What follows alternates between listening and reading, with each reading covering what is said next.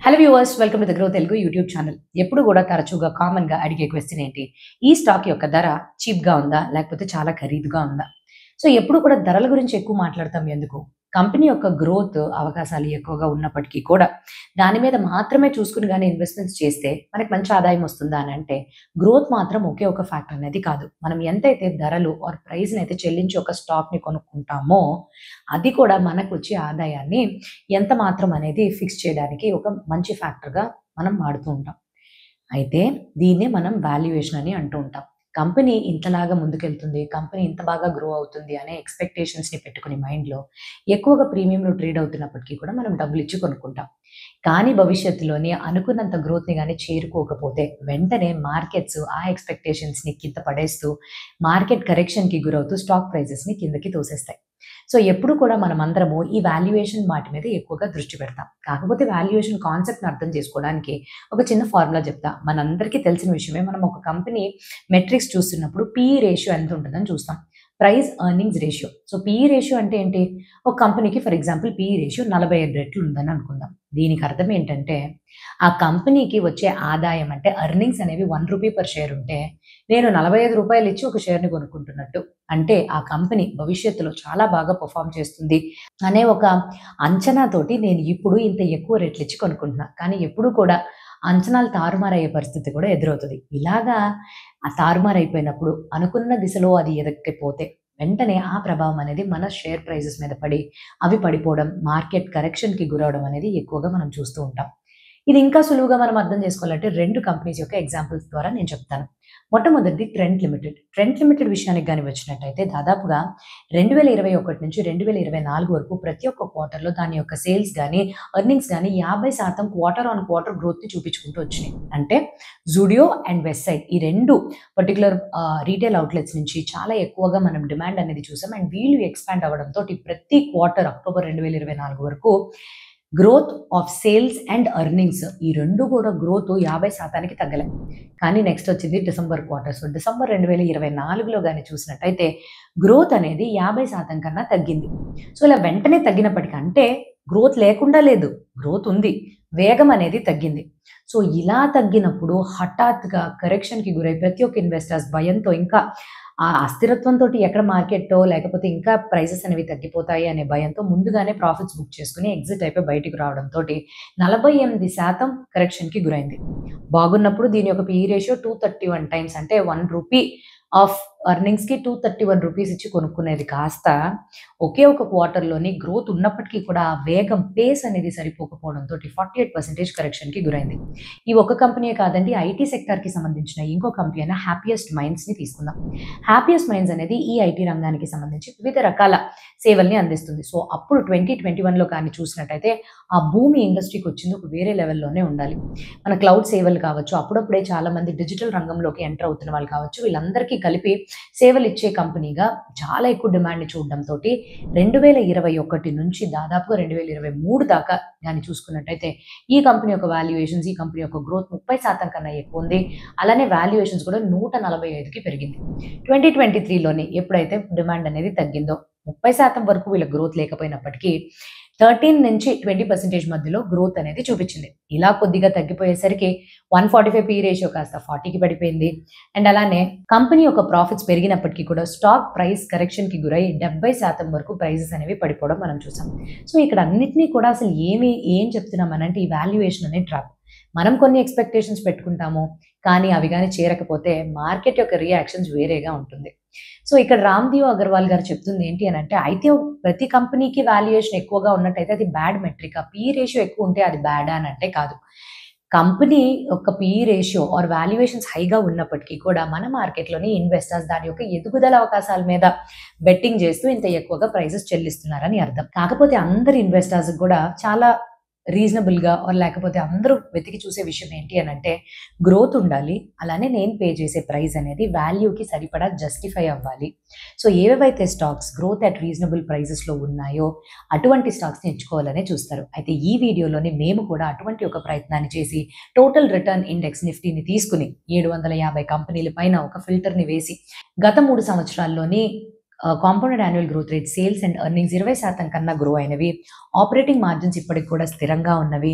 And అలానే ఏవైతే PE రేషియోస్తో పాటు PEG ratio, price earning growth రేషియోని కూడా, అంటే పిఈ డివైడెడ్ బై గ్రోత్, ఇది 1.5 కన్నా తక్కువ ఉన్నట్టయితేనే వీళ్ళు ఏదైతే గ్రోత్ని చూపిస్తున్నారో వాల్యుయేషన్స్ పరంగా అది జస్టిఫై అయినట్టు. ఈ కంపెనీస్ని తీసుకుని 3 కంపెనీస్తో మీ ముందుకు రావడం జరిగింది. సో ఇంకెందుకు ఆలస్యం, వెళ్ళిపోదాం ఆ వీడియోలోకి.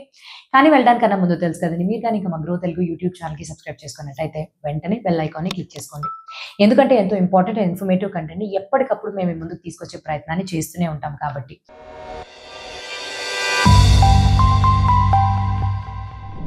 నేను సిఏ హిరణ్మయ్ అండ్ ఈరోజు మనం చూడబోయే టాపిక్ ఏంటనంటే 3 స్టాక్స్ ఏవైతే రీజనబుల్ ప్రైజెస్లోని అవైలబిలిటీలో ఉన్నాయని.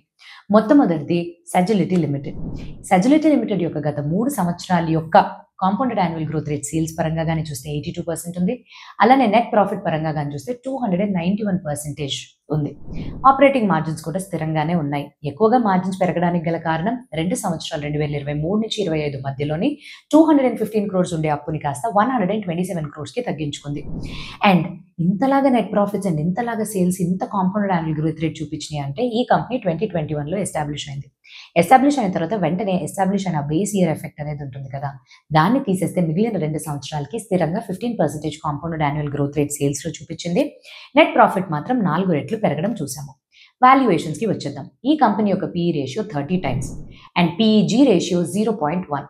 ఎప్పుడైతే పిఈజీ రేషియో తక్కువగా ఉంటుందో మనకి గ్రోత్కి తగినట్టు సరిపడా జస్టిఫికేషన్, వాల్యుయేషన్కి, ఇంత నంబర్స్కి అది సరిపడా అనుకోవచ్చు. కాకపోతే మిగతా కంపెనీస్ క్లోజ్గా ఇదే సెక్టార్లో ఆపరేట్ చేసే వాళ్ళు లేరు కాబట్టి స్కోప్ అనేది లిమిటెడ్గా అయిపోతుంది. పియర్స్తో పోల్చడానికి పిఈ రేషియో మనము ఏం చేయలేము ఇక్కడ. సో ఇక్కడ ఏదైతే ఇంకా స్థిరంగా కాంపౌండెడ్ యాన్యువల్ గ్రోత్ రేట్ని 20% వరకు కానీ స్థిరంగా చూపించగలుగుద్దో ఈ కంపెనీ, అప్పుడు ఈ ట్రెండ్ అనేది ఇలాగే కొనసాగుద్ది. ఈ కంపెనీ వాళ్ళు ఎటువంటి వ్యాపారంలో ఉన్నారు? వీళ్ళు యుఎస్ క్లయింట్స్కి సంబంధించి హెల్త్ కేర్ అవుట్సోర్సింగ్ సేవల్ని అందిస్తున్నారు. హెల్త్ కేర్ అవుట్సోర్సింగ్ సేవలు అంటే ఏంటి? 2021లో వచ్చిన ఈ కంపెనీ వాళ్ళు హెల్త్ కేర్ అవుట్సోర్సింగ్ సేవలు అని అంటే ముఖ్యంగా క్లెయిమ్స్ని ప్రాసెస్ చేయడం, అలానే బిల్లింగ్తో పాటుగానే క్లినికల్ మేనేజ్మెంట్, ఇటువంటి సేవల్ని అందించి హాస్పిటల్లో చేసే వివిధ రకాల మేనేజ్మెంట్ సేవల్ని చాలా సులువుగా మార్చేయడం అనేది చూస్తున్నాం. వీళ్ళకి 100% ఆదాయం అనేది యూఎస్ క్లయింట్స్ నుంచి వస్తుంది. మల్టీ షోర్ మోడల్లో ఆపరేట్ చేస్తున్నారు. అంటే ఏంటి? యూఎస్ క్లయింట్స్కి సంబంధించి ఆ యూఎస్ క్లయింట్స్ ఇండియాలో ఉంటే, జమైకాలో ఉంటే, కొలంబియాలో ఉంటే, ఫిలిప్పైన్స్లో ఉంటే, ఎక్కడ ఉన్నప్పటికీ కూడా యూఎస్ క్లయింట్స్ వాళ్ళకి అవుట్సోర్సింగ్ హెల్త్ కేర్ సేవల్ని వీళ్ళు అందిస్తున్నారనమాట. అయితే ఈ కంపెనీ పరంగా ఫినాన్షియల్స్ విషయానికి కానీ వచ్చినట్టయితే ఇదే Q2లోనే గత సంవత్సరంతో పోలిస్తే సేల్స్ అనేది 25% పెరిగి దాదాపుగా 1658 crores చేరుకుంది. ఇక్కడ ప్రేయర్ అండ్ ప్రొవైడర్లో 2 సెగ్మెంట్స్లోని ఎక్కువగా డిమాండ్ చూడడం వల్ల ఆపరేటింగ్ ప్రాఫిట్స్ అనేది ముందు సంవత్సరంతో పోలిస్తే 38% పెరిగి 415 crores దగ్గర స్థిరపడింది. అండ్ మార్జిన్స్ విషయానికి వస్తే 200 basis points ఇంక్రీజ్ అయి 25%కి చేరుకుంది. ముఖ్యంగా ఇక్కడ ఆపరేటింగ్ ఎఫిషియన్సీస్ మంచిగా పెరగడంతో ఏఐకి సంబంధించిన చాలా వరకు మెరుగు ఇంప్రొవైజేషన్స్ని తీసుకురావడంతో నెట్ ప్రాఫిట్ విషయానికి కానీ వస్తే 114% పెరిగి 251 crores చేరుకుంది. ముఖ్యంగా ఎక్కువగా కానీ చూసినట్టయితే ఈ నెట్ ప్రాఫిట్ మార్జిన్స్ కూడా 8.8% నుంచి 15% దాకా పెరిగింది. ఎందుకు అని అంటే వీళ్ళు అప్పుని తగ్గించుకుంటూ ఇంట్రెస్ట్ కాస్ట్ని తగ్గించుకున్నారు కాబట్టి. అండ్ 2027 కల్లా మేనేజ్మెంట్ వాళ్ళు ఏం ఆశిస్తున్నారంటే మిగిలిన ఉన్న అప్పు కూడా ఈ 127 కోట్లని ఎలాగోలా తీర్చేసి కంప్లీట్గా ఈ అప్పు లేని, ఆ అప్పు బాధల్లో ఉండకూడదు అనే ప్రణాళికల్ని వేసుకున్నారు. అండ్ వీళ్ళ యొక్క గ్రోత్ అవుట్లుక్ అంటే భవిష్యత్తులో ఎటువంటి ప్రణాళికలు ఉన్నాయి? మొట్టమొదటిది ఈ సంవత్సరానికి వీళ్ళకు ఉండే డిమాండ్ యొక్క ఆధారంగా అది స్థిరంగా ఉంటుంది అని భావిస్తూ ఉన్న సేల్స్ యొక్క కాంపౌండెడ్ యాన్యువల్ గ్రోత్ రేట్ని 21% పెంచడమే కాకుండా ఎబిడ్డా ఒక గ్రోత్ రేట్ని కూడా 25% పెంచారు. అండ్ అలానే బ్రాడ్ పాత్ విషయానికి కానీ వస్తే వీళ్ళు ఇటీవలే ఒక అక్విజిషన్ చేసుకున్నారు ఈ బ్రాడ్ పాత్ కంపెనీని. ఇది కొనుగోలు చేయడంతో వీళ్ళ యొక్క క్రాస్ సెల్లింగ్ యొక్క బలం అనేది పెరిగింది.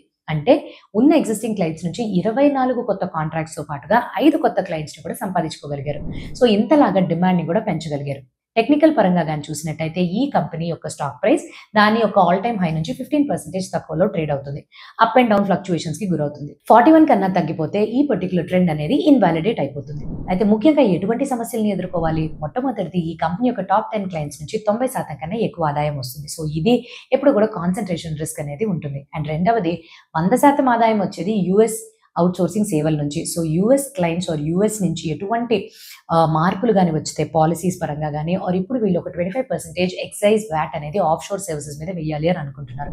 ఇలా వేస్తే ఈ కంపెనీకి వచ్చే మార్జిన్స్ అనేది డైరెక్ట్‌గా తగ్గిపోతుంది. రెండవ కంపెనీ గురించి చూద్దాం, బాలు ఫోర్జ్. గత 3 సంవత్సరాల వీళ్ళ యొక్క డేటా గాని తీసుకొని చూసినట్టయితే సేల్స్ అనేది 48% కాంపౌండ్ యాన్యువల్ గ్రోత్ రేట్ చూపించినప్పటికీ నెట్ ప్రాఫిట్ అనేది 89% కాంపౌండెడ్ యాన్యువల్ గ్రోత్ రేట్ ని చూపించింది. అలానే వీళ్ళ యొక్క ఆపరేటింగ్ మార్జిన్స్ కూడా స్థిరంగా మంచిగానే ఎదుగుదల దిశలోనే వెళ్తుంది. కంపెనీ యొక్క వాల్యుయేషన్స్ పరంగా చూస్తే PE రేషియో 29 టైమ్స్ ఉంటే PEG రేషియో అనేది 0.33 టైమ్స్ అనేది ఉంది. అంటే జస్టిఫైడ్ అని అనుకోవచ్చు. సో, బాలు ఫోర్జ్ కి గాని తీసుకుంటే happy forgings and Ramakrishna forgings వీళ్ళ రెండిటి యొక్క PE ratio 36 times and 43 times ఉంది. వీటికన్నా ఎక్కువే ఉంది. కాబట్టి ఈ కంపెనీ ఏదైతే 29 టైమ్స్ PE రేషియోతో ఆపరేట్ అవుతుందో బాలు ఫోర్జ్ ఒక మంచి బెట్ అని చెప్పొచ్చు. సో, ఇక్కడ గాని మనం వాల్యుయేషన్స్ ఆధారంగా గాని చూసినట్టయితే వీళ్ళ యొక్క సేల్స్ అండ్ ఎర్నింగ్స్ ఇలానే 30% వరకు గాని నెట్టుకు నెలగలిగితే ఇదే ట్రెండ్ కొనసాగుతుందని మనకు తెలుస్తుంది. బాలు ఫోర్జ్ వాళ్ళు ఎటువంటి బిజినెస్ లో ఉన్నారు? సో, వీళ్ళు ప్రెసిషన్ ఇంజనీరింగ్ కంపెనీగా వ్యవహరిస్తున్నారు. ప్రెసిషన్ ఇంజనీరింగ్ కంపెనీ అంటే ఏంటి? వీళ్ళు ఫోర్జ్డ్ అండ్ మెషిన్ పార్ట్స్ తో పాటు ఇండస్ట్రీస్ కి కావాల్సిన వివిధ రకాల కాంపోనెంట్స్ అండ్ ఆటోమొబైల్ ఇండస్ట్రీస్ లోని వివిధ రకాల చోట్లలో వాడే ఏవైతే ఈ ప్రెసిషన్ కి సంబంధించిన ఇంజనీర్డ్ కాంపోనెంట్స్ ఉంటాయో దాన్ని ఒక్క రంగం ఏంటండి, aerospace, defence, railway, agriculture, auto components and wind energy ఇటువంటి రెన్యూబుల్ సోర్సెస్ లో కూడా వీళ్ళ యొక్క ప్రోడక్ట్స్ ని వాడటం తోటి వీళ్ళ కస్టమర్ బేస్ అనేది బ్రాడ్ గా తయారయ్యి డిమాండ్ అనేది చాలా స్టేబుల్ గా స్థిరంగా ఉంటుంది అని మనకు తెలుస్తుంది. అండ్ కంపెనీ పరంగా కానీ చూస్తే ఇటీవలే మేనేజ్మెంట్ వాళ్ళు ఎక్కువగా దృష్టిని ఏరోస్పేస్ అండ్ డిఫెన్స్ రంగంలో పెట్టడం మనం చూస్తున్నాం. ఎందుకు అని అంటే ఇక్కడ వచ్చే ఆదాయం కూడా అండ్ మార్జిన్స్ కూడా ఎక్కువగా మిగులుతాయి కాబట్టి ఆ దిశలోనే వెళుతున్నట్టుగా తెలుస్తుంది. కంపెనీస్ యొక్క ఫినాన్షియల్స్ గురించి తెలుసుకుందాం. సో, ఇదే ఇయర్ లోని Q2 లోని కంపెనీ యొక్క సేల్స్ గ్రోత్ గత సంవత్సరంతో పోలిస్తే దాదాపుగా 34% ఇయర్ ఆన్ ఇయర్ పెరిగి 300 కోట్లని చేరుకుంది. సో, ఇంత ఎక్కువగా మనం డిమాండ్ అనేది డిఫెన్స్, ఏరోస్పేస్ రంగం అండ్ మిగిలిన ఇండస్ట్రీస్ లో కూడా కావాల్సిన మెషినరీ పార్ట్స్ ని వీళ్ళు సప్లై చేయడం ద్వారా ఆపరేటింగ్ మార్జిన్స్ విషయానికి వస్తే 28% ఇయర్ ఆన్ ఇయర్ పెరిగి 83 crores కి చేరుకుంది. అండ్ అలానే మార్జిన్స్ ఏమో 100 బేస్ పాయింట్స్ అనేవి తగ్గినాయి. ఎందుకంటే ఇక్కడ రా మెటీరియల్ కాస్ట్ పెరగడం వల్ల బేస్ పాయింట్స్ 100 తగ్గి ఇవి దాదాపుగా 28% కి చేరుకున్నాయి. నెట్ ప్రాఫిట్ విషయానికి వస్తే 35% ఇయర్ ఆన్ ఇయర్ పెరిగింది, 65 crores కి చేరుకుంది. మార్జిన్స్ ఏమో 21.7% దగ్గర స్టేబుల్ గా ఉన్నాయి. అయితే భవిష్యత్తులో ప్రణాళికలు ఎలా ఉన్నాయి? మేనేజ్మెంట్ వాళ్ళు ఎక్కడైతే ఎక్కువగా మార్జిన్స్ వచ్చే ఏరోస్పేస్ అండ్ డిఫెన్స్ రంగంలోకి ఎక్కువగా దృష్టిని పెట్టి అక్కడ మా యొక్క షేర్ ఇప్పుడు ప్రస్తుతం 10% ఏదైతే సేల్స్ నుంచి రెవెన్యూ ఈ సెగ్మెంట్ నుంచి వస్తుందో అలానే ఎబిడ్డా అండ్ ఆర్డర్ బుక్ పరంగా కానీ చూసుకున్నట్టయితే 35% వరకు ఈ షేర్ ని పెంచుకున్నాం. అండ్ ఈ పర్టికులర్ డిమాండ్ అనేది ఇలాగే రాబోయే కొన్ని సంవత్సరాలకి పెరగబోతుంది. ఎందుకంటే మేక్ ఇన్ ఇండియా లాంటి వివిధ రకాల ప్రభుత్వం వాళ్ళు ఇచ్చే ప్రోత్సాహంతో ఈ రంగంలో ఎక్కువగా డిమాండ్ ఉంటుందని వాళ్ళు ఆశిస్తున్నారు. సో, డిఫెన్స్ అండ్ ఏరోస్పేస్ రంగంలోని వాళ్ళకి వచ్చే సెగ్మెంట్ షేర్ ని పెంచుకోవడానికి చాలా వరకు ప్రణాళికలు వేస్తున్నారు. ఈ కంపెనీ యొక్క ఎంటీ షెల్ ప్రొడక్షన్ లైన్ అంటే 3,60,000 ఎంటీ షెల్స్ ని తయారు చేయగలిగిన కెపాసిటీ ఉన్న ఈ ప్రొడక్షన్ లైన్ ఇటీవలే కమర్షియలైజేషన్ అవ్వడం తోటి చాలా బాగా ఇంకా ఆ డిమాండ్ ని సరిపడా వాళ్ళ కెపాసిటీ యూటిలైజేషన్ ఉంటుంది అని నమ్ముతున్నారు. టెక్నికల్స్ పరంగా వస్తే ఈ కంపెనీ యొక్క షేర్ ప్రైస్ తన యొక్క ఆల్ టైమ్ హై నుంచి 30% తక్కువలోని ట్రేడ్ చేస్తుంది. కాకపోతే 510 కన్నా తగ్గిపోతే అప్పుడు ఈ పర్టికులర్ ట్రెండ్ అనేది ఇన్వాలిడేట్ అయిపోతుంది. రిస్క్స్ పరంగా ఎటువంటి రిస్క్? ఏవైతే ప్రెసిషన్ ఇంజనీరింగ్ కంపెనీస్ ఉంటాయో వాటికి చాలా ముఖ్యమైన అవసరమైన రా మెటీరియల్ అనేది స్టీల్ అండ్ అలాయ్స్ కింద వస్తాయి. స్టీల్ అండ్ అలాయ్స్ యొక్క ధరలు మనం చెప్పనే అక్కర్లేదు. వివిధ రకాల కండిషన్స్ వల్ల ఇవి ఎప్పటికప్పుడు మారిపోతూనే ఉంటాయి. సో, ఇంత ఫ్లక్చువేషన్స్ ఉంటే ఆ ప్రభావం అనేది డైరెక్ట్ గా కంపెనీ యొక్క మార్జిన్స్ పైనే పడుతుంది. కంపెనీ నెంబర్ 3 చూద్దాం, ఒబెరాయ్ రియాలిటీ. గత 3 సంవత్సరాలుగా వీళ్ళ యొక్క compounded annual growth rate sales పరంగా చూస్తే 25%, నెట్ ప్రాఫిట్ పరంగా చూస్తే 28%. అయితే ఆపరేటింగ్ ప్రాఫిట్స్ అనేవి లీవరేజ్ ఇస్తూ కొంచెం మంచిగానే స్థిరంగానే పెరుగుతున్నట్టు తెలుస్తున్నాయి. వాల్యుయేషన్ సంగతికి వచ్చేద్దాం. సో, వీళ్ళ యొక్క PE రేషియో 27 టైమ్స్, అదే టైంలో PEG రేషియో 0.94. మిగతా కంపెనీస్ తో ఆర్ మిగతా పియర్స్ తో కానీ పోల్చినట్టయితే లోదా వాళ్ళది అండ్ గోద్రేజ్ ప్రాపర్టీస్ వాళ్ళది వీళ్ళకన్నా ఎక్కువ వాల్యుయేషన్ లో తలకో 35 రెట్లు అండ్ 40 టైమ్స్ లోని ట్రేడ్ అవుతున్నాయి. అలా చూస్తే జస్టిఫికేషన్ అనేది కొంచెం వ్యాలిడేట్ చేసుకోవచ్చు. ఎందుకంటే PEG రేషియో 1.5 కన్నా తక్కువే ఉంది కాబట్టి. వీళ్ళు ఎటువంటి బిజినెస్ లో ఉన్నారు? సో, వీళ్ళు ముంబై రీజన్ కి సంబంధించిన ఒక ప్రీమియం రియల్ ఎస్టేట్ డెవలపర్ గా ఎక్కడైతే residential projects, commercial projects, retail projects and hospitality projects అంటూ వివిధ రకాల ప్రాజెక్ట్స్ ని డెవలప్ చేస్తున్నారు. ఇక్కడతో ఆగిపోకుండా వీళ్ళు చాలా ప్రీమియం లగ్జరీ అయిన మాల్స్ కానివ్వచ్చు, గ్రేడ్ ఏ ఆఫీసెస్ కావచ్చు ఆర్ లేకపోతే చిన్న చిన్న టౌన్షిప్ లోనే extra premium and luxurious categories ని డెవలప్ చేస్తూ ఆ అక్కడి నుంచి వచ్చే రెంటల్ ఇన్కమ్స్ అండ్ వీళ్ళు అమ్మే యూనిట్స్ నుంచి స్థిరమైన ఆదాయం స్టేబుల్ గానే వస్తుందని చెప్పొచ్చు. వీళ్ళ యొక్క ఫినాన్షియల్స్ విషయానికి గాని వస్తే ఇదే సంవత్సరం Q2 యొక్క రిజల్ట్స్ ని గత సంవత్సరంతో పోల్చి చూసినట్టయితే sales 35% year on year growth ని చూపించి 1779 crores వరకు రీచ్ అయింది. ముఖ్యమైన కారణం ఇక్కడ రెసిడెన్షియల్ కేటగిరీలో ఉండే డిమాండ్ పెరగడంతో పాటుగా వీళ్ళకి కావాల్సిన వివిధ రకాల అంటే ఇండస్ట్రియల్ కానివ్వండి, టౌన్షిప్స్ కానివ్వండి, కమర్షియల్స్ నుంచి కూడా చాలా ఎక్కువగానే డిమాండ్ అనేది చూసినాయి. ఆపరేటింగ్ ప్రాఫిట్ విషయానికి వస్తే 25% పెరిగి 1020 crores ని చేరుకుంది. ఆపరేటింగ్ మార్జిన్స్ అనేవి కొంచెం తగ్గిపోయినాయి. ఎందుకంటే వీళ్ళకి కొంచెం ప్రీమియమైన ప్రోడక్ట్స్ నుంచి కొంచెం లో మార్జిన్స్ అనేవి రావడంతో ఆ ప్రీమియమైన ప్రాజెక్ట్స్ ఏంటి అంటే తానే అండ్ జార్డెన్ వీటి నుంచి తక్కువ మార్జిన్స్ రావడంతో మార్జిన్స్ అనేవి తగ్గిపోయినాయి. నెట్ ప్రాఫిట్ విషయానికి వస్తే ఓవరాల్ గా 29% పెరిగి 760 crores కి చేరుకుంది. నెట్ మార్జిన్స్ విషయానికి వస్తే ఇవి కూడా తగ్గిపోయింది. 190 బేస్ పాయింట్స్ తగ్గి 42.7% కి రీచ్ అయింది. వీళ్ళ యొక్క భవిష్యత్తులో ముఖ్యమైన ప్రణాళిక ఆర్ ముఖ్యమైన విషయం ఆర్ బలం లాగా ఏంటి అని అంటే ఓర్లీ అండ్ గుర్గాన్ లోని మల్టిపుల్ ప్రాజెక్ట్స్ ఏవైతే ఉన్నాయో అవన్నీ కూడా కంప్లీషన్ స్టేజ్ కి వచ్చి ఇప్పుడు అవి పైప్ లైన్ లోని తయారైపోయినాయి. దీంతో పాటు రీడెవలప్మెంట్ ప్రాజెక్ట్స్ కూడా కొన్ని వచ్చినట్టుగా తెలుస్తుంది. టెక్నికల్ పరంగా గాని చూసినట్టయితే ఈ కంపెనీ యొక్క stock price all time high నుంచి 30% డిస్కౌంట్ లోని ట్రేడ్ అవుతుంది. అండ్ ఈ వాల్యూ ఎప్పుడైతే ఇన్వాలిడేట్ అవుతుంది అని అంటే 1442 లెవెల్ కన్నా తగ్గినప్పుడు ఇది ఇన్వాలిడేట్ అయిపోతుంది. అయితే ఇక్కడ ముఖ్యమైన సమస్యలు ఏంటి అని అంటే వీళ్ళకుండే 360 అనే ఒక వెస్ట్ 360 ప్రాజెక్ట్ అనేది ప్రీమియం ప్రాజెక్ట్ ఎక్కడైతే ఉందో అది ఇంకొక 30 యూనిట్లు అందులో అమ్ముడుపోకుండానే ఉన్నాయి. వచ్చే 2 సంవత్సరాల పాటుగానే అమ్ముడుపోతాయని మేనేజ్మెంట్ వాళ్ళు ఆశిస్తున్నారు. కానీ ఎటువంటి బయర్ సెంటిమెంట్స్ కానీ స్లో అయితే డెఫినెట్ గా దీని యొక్క ఇంపాక్ట్ అనేది ఈ కంపెనీ యొక్క ప్రాఫిట్స్ పైన పడతాయి. సో అదండి ఏదైతే మనం ఒక వాల్యుయేషన్ ఎలా అర్థం చేసుకోవాలి స్టాక్స్ ఎంచుకునేటప్పుడు ఆ growth at the reasonable price అనే ఈ కాన్సెప్ట్ ని చాలా క్లియర్ గా మీకు ఎక్స్ప్లెయిన్ చేశామని నమ్ముతూ మీరు కానీ మేము చెప్పిన ఈ 3 స్టాక్స్ లో ఏదైనా హోల్డ్ చేస్తే మీ పోర్ట్ఫోలియోలో కమెంట్ చేయడం మర్చిపోకండి. అండ్ ఇది ఒక ఎడ్యుకేషనల్ కంటెంట్ కోసం మాత్రమే తీసుకొస్తున్న వీడియోగా భావించి ఎటువంటి రికమెండేషన్స్ మేము మీకు ఈ వీడియో ద్వారా అందించడం లేదనే విషయాన్ని గమనించుకుని మీరు కానీ ఇన్వెస్ట్మెంట్స్ చేయాలనుకుంటే మీ ఫినాన్షియల్ అడ్వైజర్స్ ని సంప్రదించుకున్న తర్వాతే ఒక నిర్ణయానికి రావాలని కోరుకుంటూ ఇంకా మంచి వీడియోతో మీ ముందుకు రావడానికన్నా ముందు have a happy and very safe investment. Thank you.